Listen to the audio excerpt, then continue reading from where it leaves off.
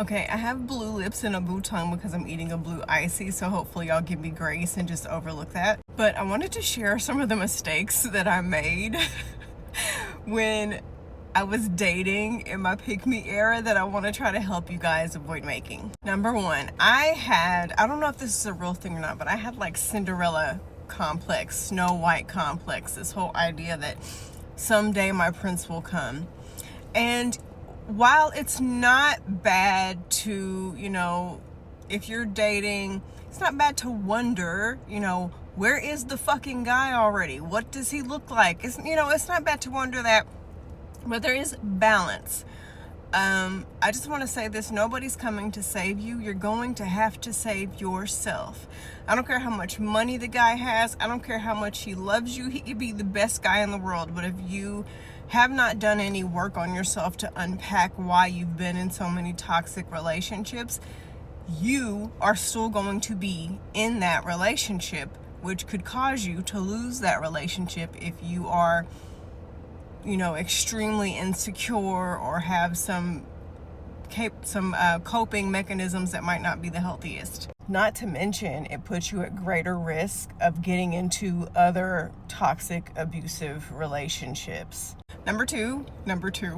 The second one is I got excited way too soon over men that I had just met and was just starting to get to know.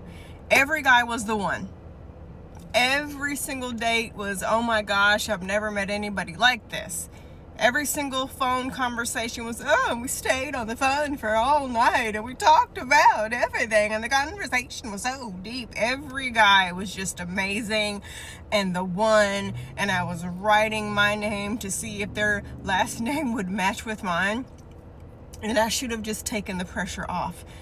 Every guy's not going to be the one. There's not even a such thing as the one, or else there wouldn't be people who got divorced, who got into another relationship, or widowed people who got into another relationship, or just people in couples anyway that broke up and they get into another relationship. There is no one. There are many people who could possibly be compatible with you. So with that being said, instead of thinking of every date as the one and every phone call as, I've never felt like this before. You could feel like this again with the right person, to truth be told.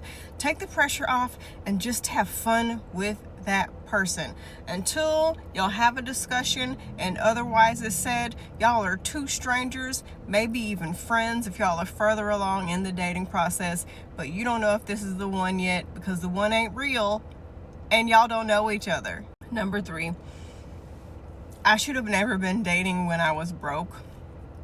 And save me the mess about everybody deserves love. Yes, most definitely, you're right. But if you can barely afford to pay your rent, you have other things to think about. I'll never forget back in 2008 when I was first getting my life in order, and I was so focused on dating and getting a boyfriend, proving to me that somebody could actually love me, that one of my friends was just like, hey, you just told me you can barely pay your rent. Like, priorities.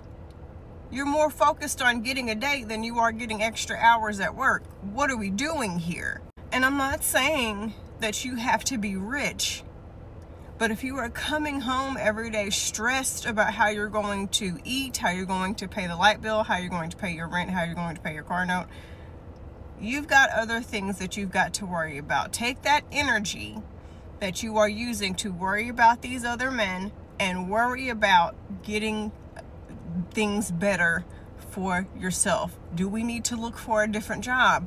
Do we need a side hustle?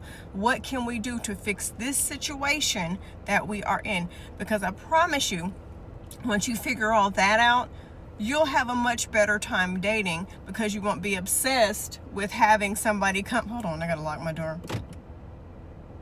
You won't be obsessed with somebody to come along, back to number one, and saving the day, because you'll have already done that for yourself. And now you can focus on just having fun and not needing somebody, but wanting somebody that you don't have to have and enjoying that. Number four, the universe truly saved my life with this one. This one might be TMI. So if you were a pearl clutcher, you might want to scroll away now or fast forward the video a little bit. I would have used protection.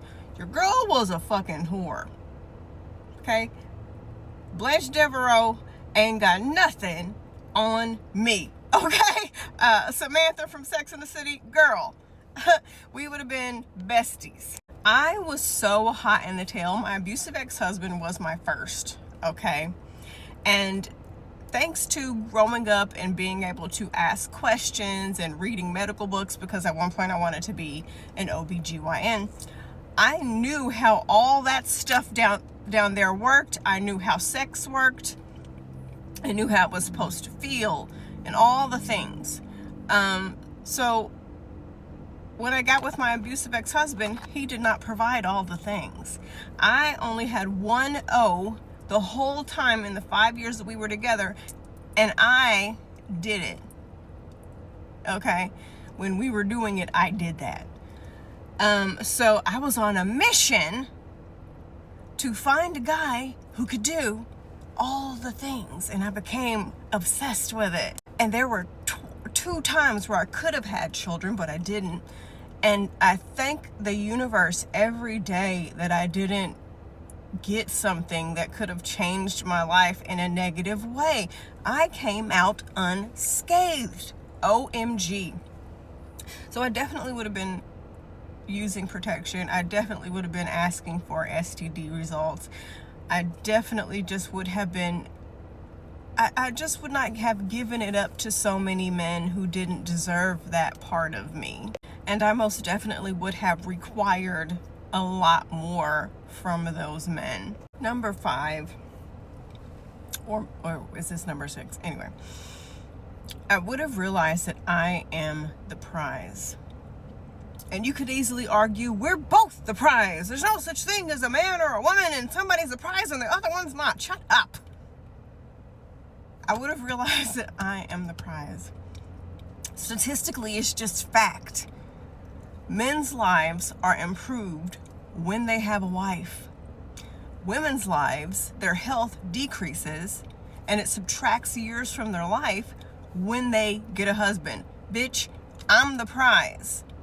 Because I am quite literally sacrificing my life to be with some boob who's going to benefit from my existence.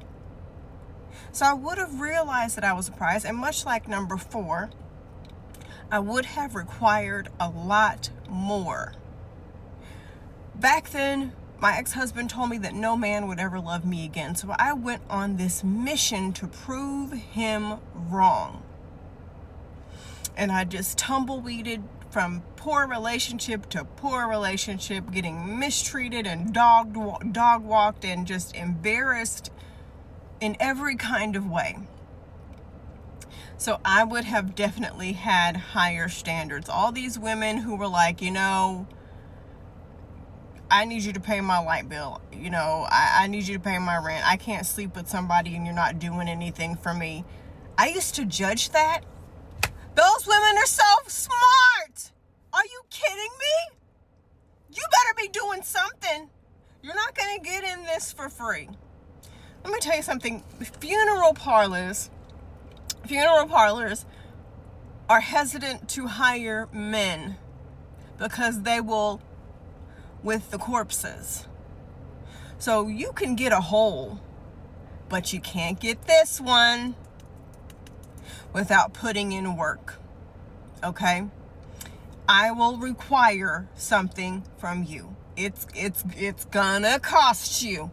So all of you women trying to be the cool girl and you brag about, well, I don't mind if he doesn't do this and I don't care if I can tell. You look like it. And I mean that in the most best friend, nicest way possible. Okay? Anyway, those are some of the mistakes that I made.